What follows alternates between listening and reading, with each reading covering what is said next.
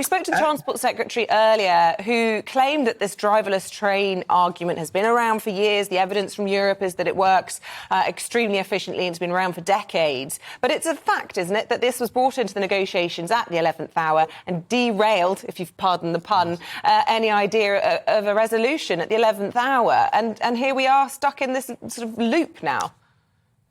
Yes, and let me be absolutely specific about what this driver-only operation means, OK? It is, the rail industry has some ludicrous terms, but let me just tell you that a vast number of people travel every day on trains with only a driver operating the whole thing. So, for example, the entire London Tube, many other local metro services.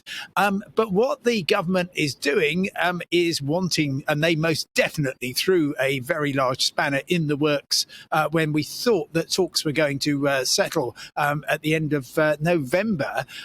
They want to expand it. However, the union, it likes it to be inferred that you would get on a train and there wouldn't be anybody there, and it could be going hundreds of miles and it would be really difficult. But in fact, mostly it is about changing the role of guards so that they would become more kind of customer focused and the driver would open and close the doors.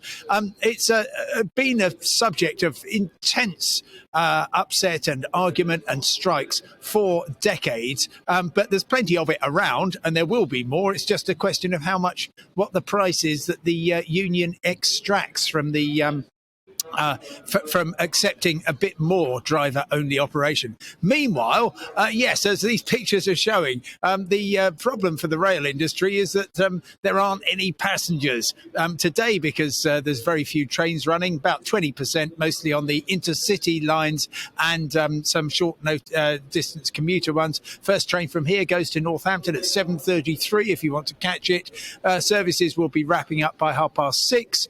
On Thursday, the day of the ASLEF strike, then this station is going to be completely closed, as will many others around the country. Although, oddly, in Wales, you'll get a reasonable service all day long.